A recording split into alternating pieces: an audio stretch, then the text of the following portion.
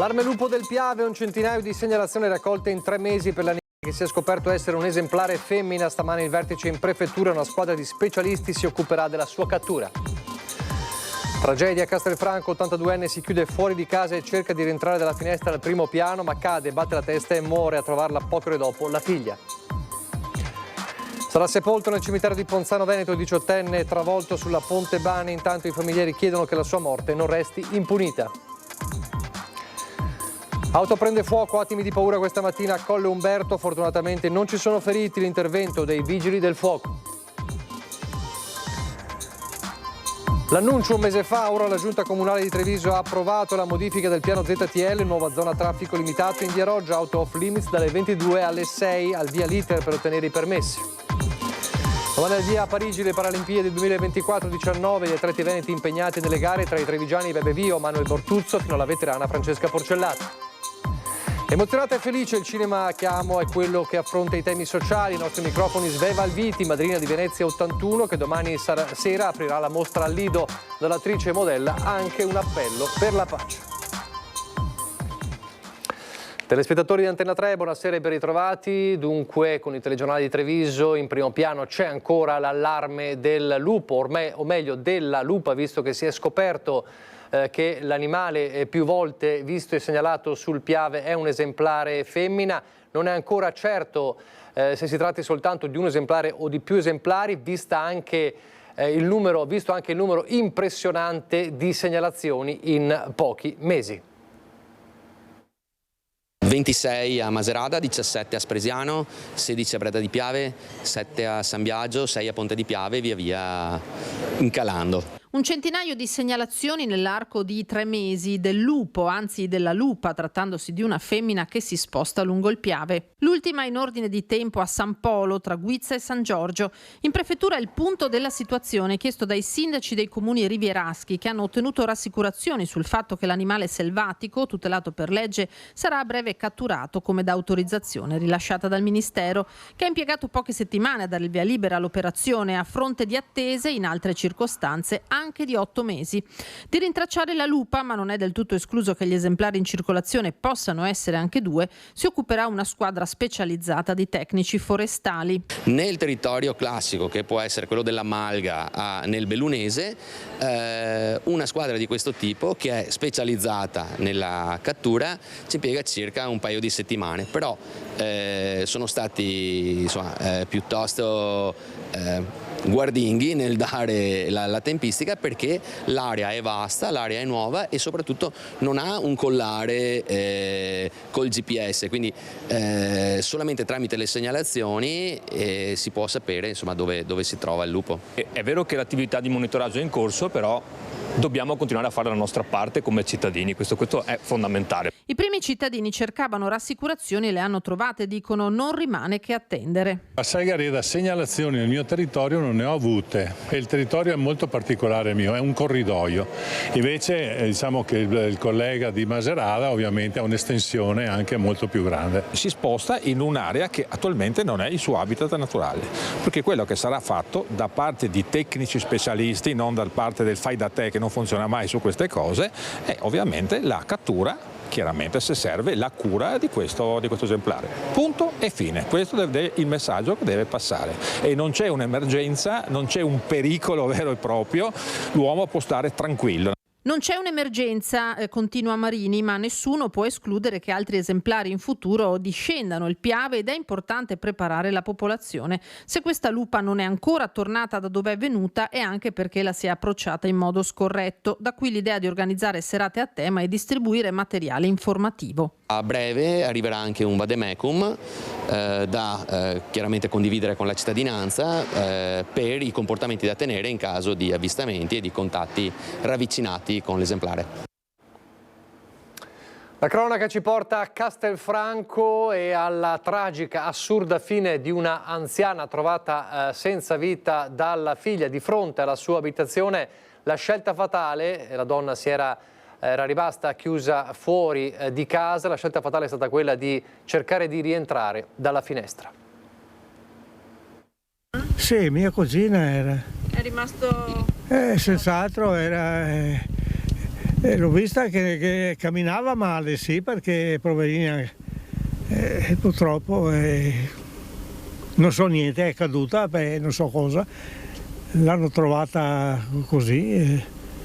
Non posso dire più di altro perché anche per me è stata una sorpresa. È ancora sotto shock il cugino di Valli Carraro, l'anziana vedova di 82 anni trovata senza vita davanti alla porta di casa da una delle figlie che andava a riprendersi il cane che l'aveva lasciato in mattinata. Una tragedia domestica accaduta in via San Venanzio Fortunato a Castelfranco, la cui dinamica ha del paradossale. La signora stava preparando il pranzo quando, uscendo in giardino, si è accorta che le si era chiusa dietro la porta di casa. Non avendo le chiavi con sé, ha così provato a rientrare da una finestra lasciata aperta, prendendo una sedia proprio dal giardino e tentando la scalata. Ma purtroppo ha perso l'equilibrio e, cadendo sul cemento, ha riportato un forte trauma cranico che le è stato fatale. Ha scoperto tutto una delle figlie rientrando nel pomeriggio dal lavoro. Ha chiamato immediatamente i soccorsi, ma i sanitari nulla hanno potuto se non constatare il decesso della signora. Sul posto anche i carabinieri, che sono tornati un paio di volte sul luogo dell'incidente per i rilievi del caso e per escludere il coinvolgimento di altre persone. È una tragedia, sì, perché a una certa età siamo tutti in pericolo. Bisogna rassegnarsi e basta, non so cosa dire. Grande il cordoglio del vicinato, la sua dirimpettaia la conosceva da 44 anni e la ricorda come una persona buona, sempre gentile e disponibile, una vera amica alla quale potersi rivolgere in qualunque circostanza. Come comunità ci stringiamo alla famiglia e esprimo il cordoglio mio personale e quello di tutta Castelfranco Veneto in questa circostanza tragica. Spiace, tendiamo di capire le dinamiche dell'incidente. Arrivano messaggi di una persona bella, una persona che stava bene con i vicini, che stava bene con tutti e che viveva la sua età in modo esemplare. Quindi con questo messaggio rinnovo le condoglianze a nome mio e di tutta la città. Lascia i 3 figli, Daniela, Marina e Giuseppe, e gli adorati nipoti Diego, Nicolas, Sofia, Leonardo ed Edoardo, i parenti e i numerosi amici che si era creata in città. Da questa incredibile tragedia, un'altra tragedia, quella del 18enne travolto e ucciso sul Ponte Bana e che sarà sepolto nel cimitero di Ponzano, ha fatto sapere in queste ore il sindaco del paese. Intanto i familiari chiedono che la sua morte non resti impunita.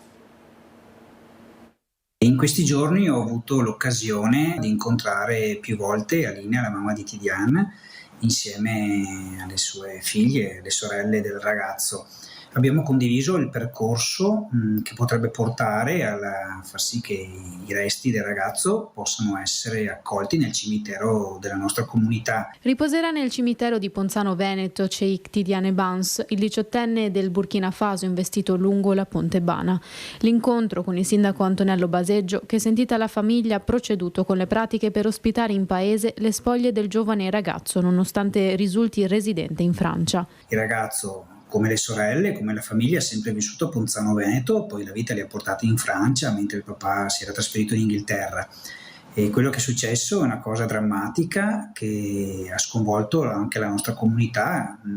Tidiane viveva le nostre società sportive, viveva la nostra scuola, viveva il nostro territorio. Vogliamo che la morte di mio fratello non resti impunita. Allo sfogo di Buonemia Bans, fratello del 18enne. Non si dà pace alla famiglia che si è affidata all'avvocato Paolo Pastre perché contraria all'ipotesi di archiviazione dell'accusa di omicidio stradale nei confronti dell'infermiera 48enne di Susegana, che per prima domenica mattina aveva chiamato i soccorsi nel vano tentativo di salvare la vita a Cheikh, deceduto a causa del trauma cranico riportato dall'impatto. Amareggiati, i familiari non vogliono che la morte del figlio 18enne resti impunita. Intanto hanno chiesto un aiuto economico al comune per poter celebrare il funerale che ancora non è stato fissato, aiuto che il sindaco ha esteso ai cittadini. La mamma mi ha chiesto di poter rendere pubblica un avviso, che è quello di poter raccogliere dei fondi ed aiutare la famiglia per poter organizzare anche il rito funebre. In questo che si vede poi una comunità se è davvero solidale con chi ha necessità, ma soprattutto con una famiglia che è sempre stata ben voluta e che ha partecipato alla vita sociale del nostro territorio. Un'auto a fuoco e la paura questa mattina in via Menarè a Colle Umberto per la densa nube nera che si era alzata velocemente in cielo. I vigili del fuoco sono accorsi da Vittorio Veneto e Conegliano e con 2 autopompe, come vedete nelle immagini, sono riusciti a spegnere rapidamente le fiamme. Fortunatamente nessuna persona è rimasta ferita, ma ovviamente le operazioni di messa in sicurezza della strada hanno creato disagi al traffico, visto che stavamo proprio sulla sede stradale in via Menarè a Colle Umberto. Torniamo sul Piave, stavolta non per parlare di lupi ma di pesci che continuano a morire.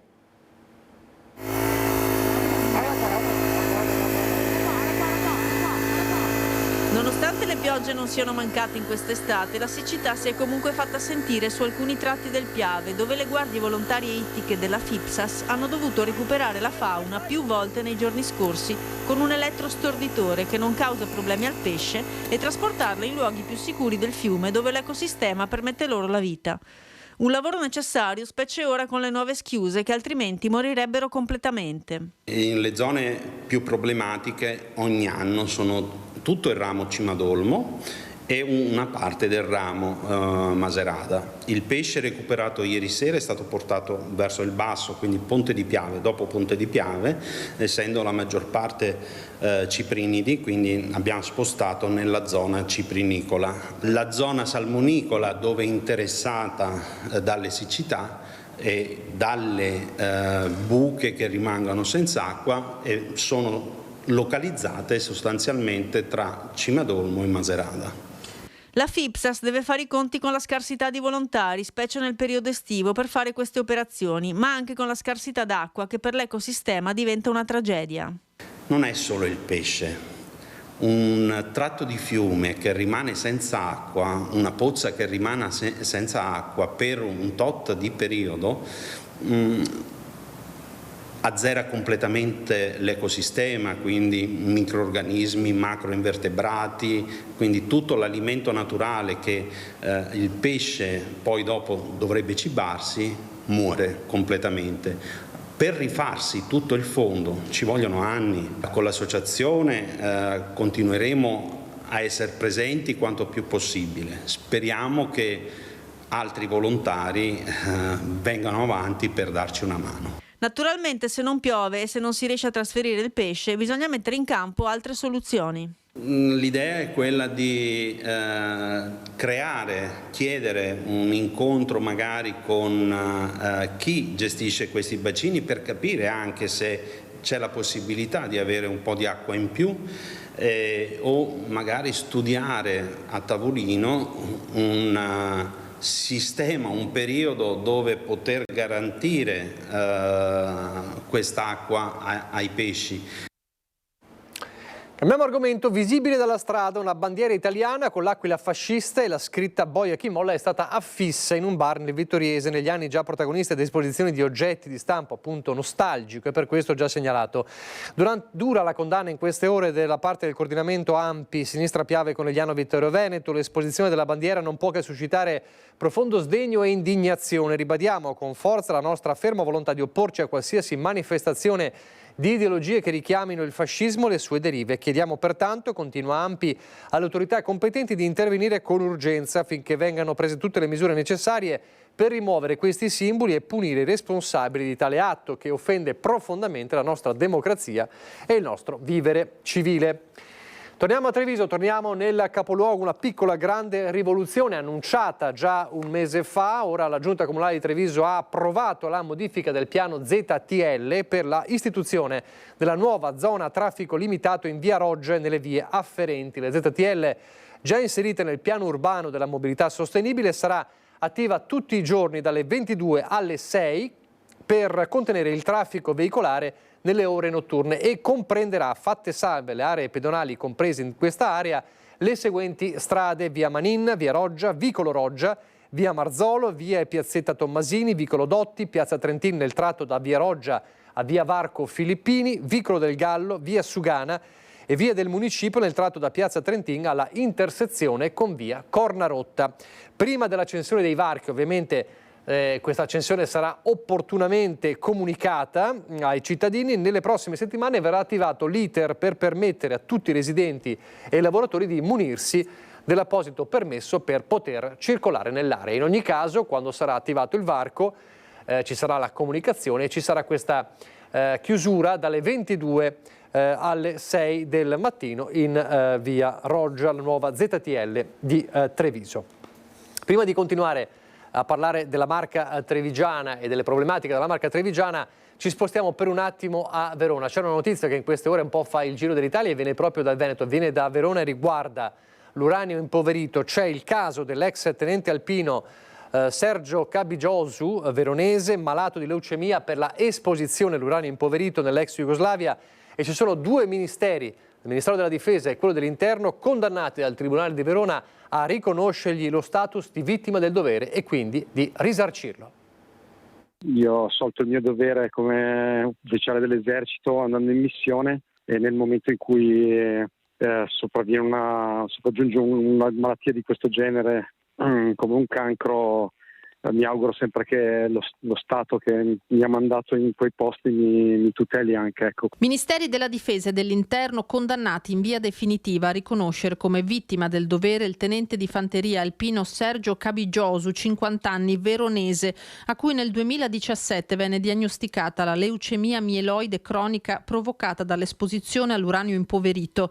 In servizio al 6° Reggimento Alpini, Cabigiosu era stato impiegato in diverse missioni all'estero, tra cui la tristemente nota Joint Forge a Sarajevo, in Bosnia, i medesimi luoghi che nella veste di inviato di guerra aveva frequentato anche il giornalista Rai Franco Di Mare. Il 50enne è stato esposto nelle caserme italiane e all'estero anche all'amianto, e per questo motivo si è rivolto all'Osservatorio Nazionale Amianto e al suo presidente, l'avvocato Ezio Bonanni, presentando ricorso. Il Tribunale di Verona ha sancito un principio fondamentale accogliendo il nostro ricorso, ed è costituito dal fatto che se un militare viene impegnato in territori contaminati e senza protezioni e subisce dei danni alla sua salute, deve vedersi riconosciuti i propri diritti, ed è proprio per questo che la sentenza sarà utilizzata in tutti gli altri casi per ottenere la tutela dei nostri uomini in divisa e il riconoscimento dei loro diritti. Nel caso di Cabigiosu, il Tribunale di Verona ha condannato i due ministeri a riconoscergli la liquidazione di 285.000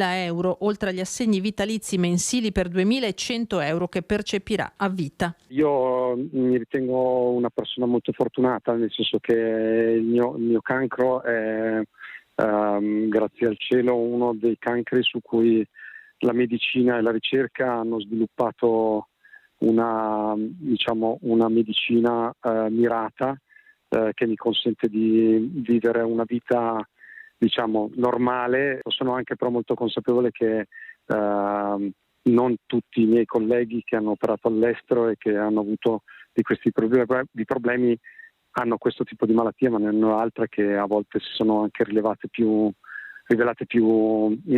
letali. Cabigiosu e l'Osservatorio si augurano che questa sentenza costituisca uno spartiacque. I diritti di chi è rimasto contaminato andrebbero riconosciuti in automatico, non dovrebbero essere necessari anni di battaglie legali. In Veneto, dove seguiamo decine e decine di altri casi, come nel resto d'Italia, dove sono centinaia le vittime che non hanno visto riconosciuti i propri diritti. Auspichiamo nel futuro che il Ministero possa riconoscerli senza la necessità che si arrivi ad un contenzioso giudiziario.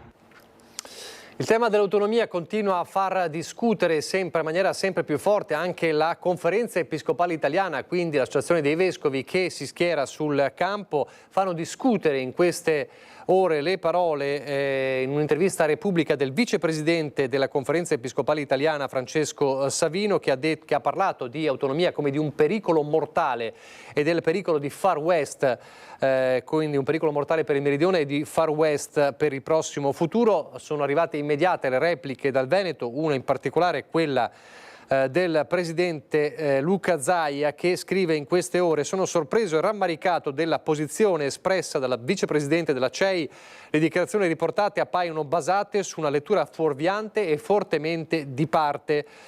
Sono convinto, dice Zaia, che leggendo attentamente i documenti e valutando il merito della riforma le opinioni sarebbero molto diverse. Il nord e il sud, dice Zaia, sono gemelli siamesi, se affonda il sud affonda anche il nord, mentre l'autonomia può mitigare le differenze. Dunque le parole di Zaia di fronte a un attacco durissimo da parte della Conferenza Episcopale Italiana, quindi da parte dei vescovi italiani sul tema dell'autonomia. Certamente parole che faranno discutere.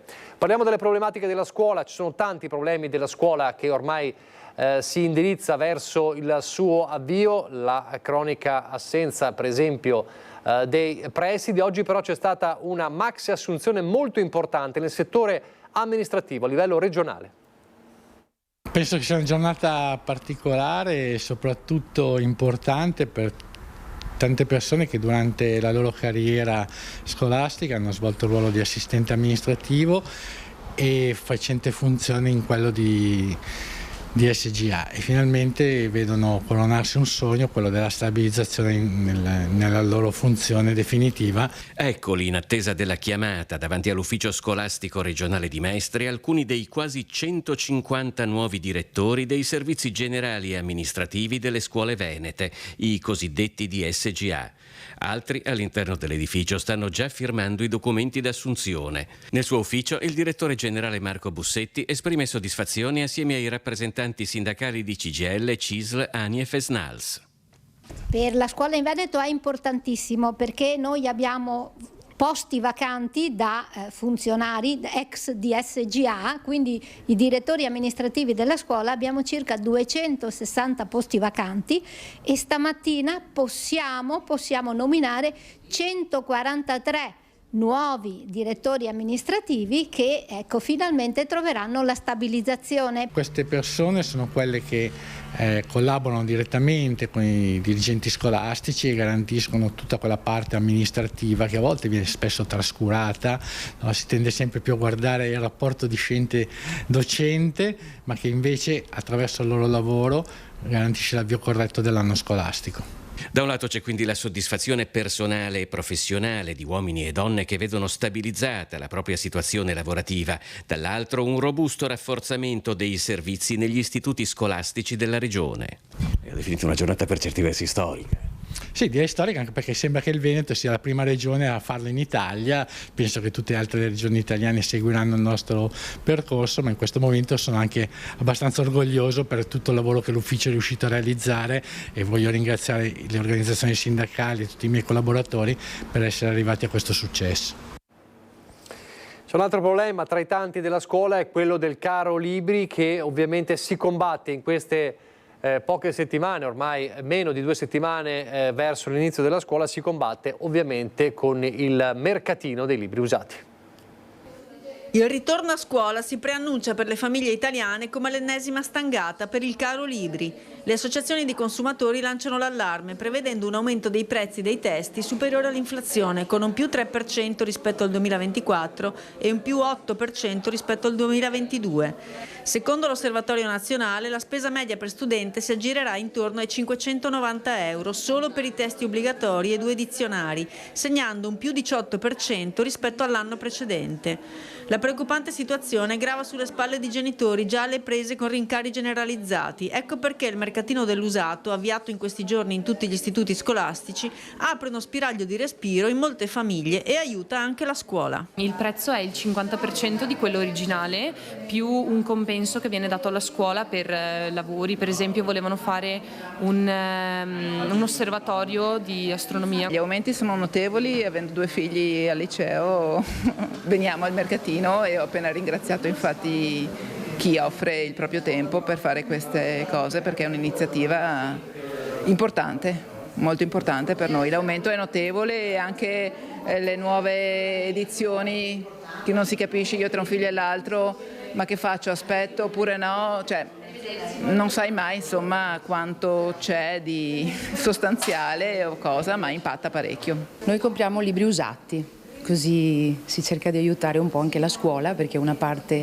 del ricavo va anche alla scuola, insomma, quindi è una cosa utilissima. A confermare che quest'anno il movimento è maggiore la signora Flavia, una delle responsabili dell'organizzazione. C'è stato molto più movimento, siamo anche noi più organizzati, però sì, più richiesta. Soddisfatti anche i ragazzi che guadagnano qualche soldo e ribadiscono che non è sempre giusto cambiare edizione. Innanzitutto aiuti anche altri studenti, perché vendere libri comunque fa prendere soldi ad altri studenti, quindi che magari usano per poi comprare libri nuovi, quindi aiuti a quelli come te, diciamo. Sì, ho miei amici che avevano anche vecchie edizioni e comunque avevano i compagni che comunque, se avevano bisogno di esercizi particolari o di qualcosa di aggiornato, chiedevano ai compagni, però per il resto erano molto valide come edizioni precedenti, ecco. Così Elena Dal Forno al liceo Da Vinci di Treviso. Noi andiamo velocemente in pubblicità, poi di nuovo in diretta.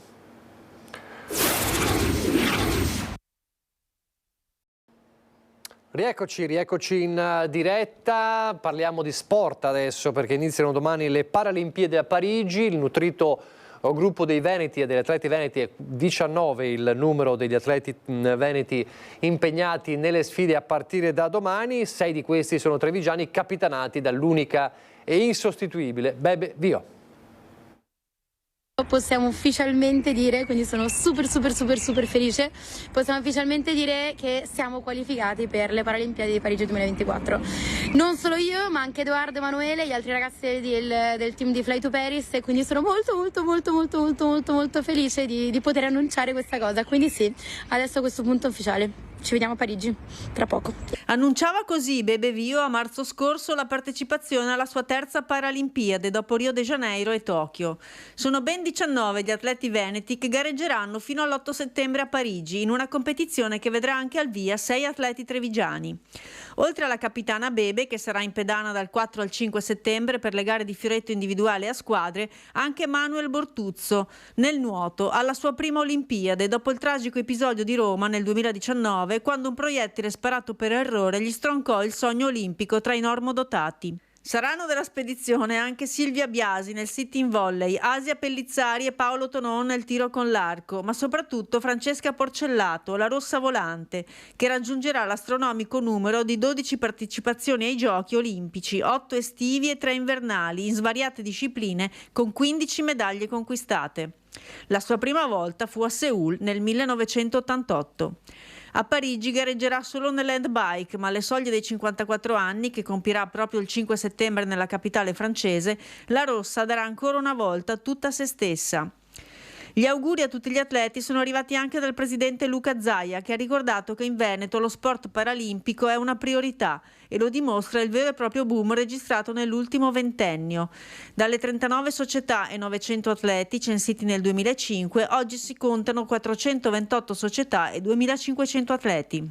A Tokyo abbiamo vinto 26 medaglie sulle 69 conquistate dall'Italia, ma oltre alle vittorie il vero trionfo è il messaggio di inclusione che questi atleti riescono a trasmettere giorno dopo giorno. Con il loro esempio abbattono barriere e pregiudizi, dimostrando che lo sport è molto di più. Comunque vada, però, grazie a questi campioni di vita e di sport, ha detto il presidente. E noi, come sempre in questi giorni, prima della pagina bellunese, facciamo un salto al Lido di Venezia per la mostra del cinema, dove il nostro Lorenzo Maier ha incontrato Sveva Alviti, la madrina che domani sera ufficialmente aprirà la 81esima Kermesse cinematografica. La mostra internazionale d'arte cinematografica di Venezia ha già una nuova stella. È la madrina Sveva Alviti, che domani aprirà l'81esima edizione della Kermesse cinematografica. In pochi secondi il suo modo di fare ha già conquistato tutto il Lido. Molto bello, molto in qualche modo familiare, è una grande famiglia quella della Biennale e questo si sente, quindi sono molto contenta di essere qui e di iniziare questo viaggio insieme a tutti voi. Alberto Barberi, direttore, ha speso molte belle parole per te. E tu cosa hai provato quando ti è stato proposto di essere la madrina della mostra? Sono rimasta all'inizio, non ci credevo e poi in realtà avevamo parlato tanto negli anni scorsi e in qualche modo lui aveva capito quanto io amassi il cinema e quanto era proprio una passione in comune. C'è un'attrice che ti ha ispirato magari, non so, da bambina o anche adesso? Monica Vitti. La unica e la sola Monica Vitti, una delle attrici più eclettiche che noi abbiamo avuto, che riusciva veramente a trasformarsi dal comico ai film più come quelli di Antonioni, quindi più sociali, quindi più sull'incomunicabilità, quindi una donna e un artista incredibile. questa mossa arriva in un momento storico, sociale non facile per il nostro paese, per il mondo. Penso per esempio alle tante guerre che ci sono e tanti problemi. Qual è il tuo messaggio anche di pace per un mondo migliore? Io sono veramente affranta da questo momento storico, sono veramente affranta da queste guerre, quasi non ne posso più veramente. Vorrei che ci fosse un modo per avere la pace, ma la pace che non solo che queste guerre finiscano, ma la pace tra i popoli, la pace tra uomo e donna, la pace tra tutti, perché in realtà il parlare, il comunicare è il modo migliore per far sì che tutto questo finisca. E poi un pensiero per voi. Ciao Antenna 3, ci vediamo presto, tra poco inizierà il festival, siamo tutti qui e seguiteci.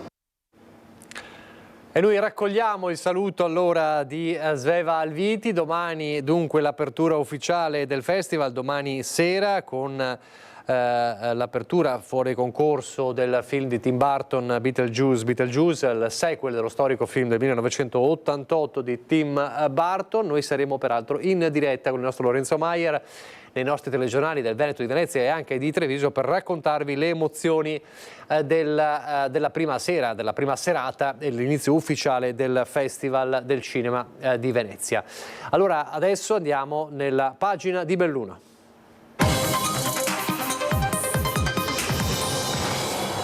E se l'allarme nella Marca trevigiana è quello del lupo, il lupo resta sempre un problema anche nel bellunese, ma si aggiunge anche il tema dell'orso. Non ci sono dubbi sul fatto che sia stato un orso, quello segnalato da 2 apicoltori che hanno trovato le proprie arnie distrutte nella frazione di San Vito in comune di Arsie. Per la comunità del Feltrino questo passaggio del plantigrado è una prima assoluta.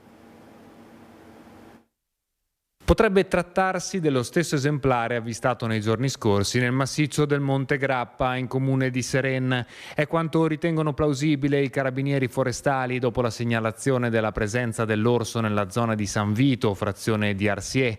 Il plantigrado si è reso responsabile nella notte tra sabato e domenica della distruzione di alcuni apiari distanti poche centinaia di metri dalle abitazioni delle località Duri e Casere, destando preoccupazione tra la popolazione residente. L'altra sera abbiamo avuto delle segnalazioni e purtroppo sono state devastate 2 arnie in 2 località diverse, ecco, dei 2 apicoltori locali. Si pensa che sia lo stesso orso che prima è stato a Seren, poi a Fonzaso e quindi adesso è passato dal Sì. C'è un po' di preoccupazione naturalmente nella popolazione, anche perché i posti dove c'erano queste arnie erano abbastanza vicini al centro abitato. L'orso ha preso di mira i telai melliferi per cibarsi del miele, lasciando tracce evidenti che hanno permesso ai militari forestali di confermare la presenza del plantigrado senza dubbi in merito. Per il comune feltrino di Arsie si tratta della prima incursione di questo tipo, nonostante il territorio non sia estraneo alla presenza di animali selvatici. Anche dei lupi che solo 2 settimane fa hanno predato 5 pecore, una frazione di Melame nel nostro comune.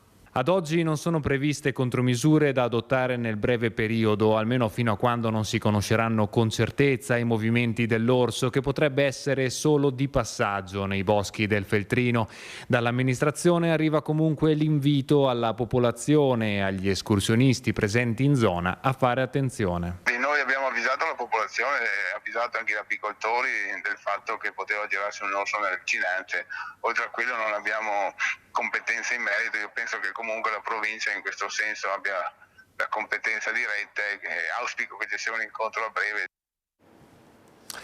Sono terminate con successo in queste ore le operazioni di bonifica dell'area a monte della Val Fogarè nel Parco Nazionale delle Dolomiti Bellunesi, interessate dal vistoso incendio di cui vi parlavamo già ieri, a partire appunto dalla serata di ieri. Lo ha fatto sapere nelle prime ore di questa mattina l'assessore regionale all'ambiente e alla protezione civile Giampaolo Botaccin, che dopo i ripetuti voli effettuati da un Canadair e dall'elicottero della protezione civile hanno consentito di domare le fiamme, verosimilmente causate dalla caduta di un fulmine. L'incendio è sempre rimasto sotto controllo e non si registrano danni a cose o persone, mentre prosegue in queste ore il monitoraggio periodico dell'area per assicurarsi che la situazione rimanga così sotto controllo. A Sedico il cordoglio e lo shock per la morte della 38enne che è morta appunto mentre si trovava in vacanza in Albania. Per i medici non c'è dubbio che la miocardite che l'ha stroncata sia stata innescata dal Covid. Il Covid se l'è portata via all'improvviso a soli 38 anni. La comunità di Sedico è sconvolta per la morte di Alessia Vidotto, sottratta all'affetto dei suoi cari mentre assieme a loro stava trascorrendo le ferie estive sulle spiagge dell'Albania. Qualche giorno prima di Ferragosto la donna comincia ad accusare spossatezza e i sintomi tipici dell'influenza, raffreddore, mal di gola, febbre. Passano i giorni ma le condizioni di Alessia non migliorano, da qui la decisione di farsi visitare dalla guardia medica, quindi all'ospedale di Tirana. Le viene diagnosticato il Covid-19, malattia che i medici non avranno poi dubbi nel considerare responsabile del rapido peggioramento del quadro clinico che sfocerà in una miocardite, infiammazione dei muscoli del cuore, malattia che nonostante gli sforzi dei medici le toglierà la vita nel giro di un paio di giorni. Alessia, che da qualche tempo risiedeva nel quartiere di Mussoia, era una persona solare e gentile e le comunità di Belluno e Sedico si sono strette al dolore dei genitori, al marito e al figlio di un solo anno e mezzo. L'azienda per cui la donna lavorava ha fermato per 2 ore la produzione per permettere ai colleghi di renderle omaggio. In chiusura un avviso per i cittadini di Belluno. Le utenze domestiche del centro storico di Belluno rimarranno senza fornitura idrica a partire dalle ore 21 di dopodomani, quindi giovedì 29 agosto, fino alle 6 del mattino successivo venerdì 30 agosto. Il motivo della sospensione della fornitura di acqua, riferisce il gestore BIM GSP, è collegato agli imminenti lavori di demolizione dell'istituto Segato in piazza Piloni.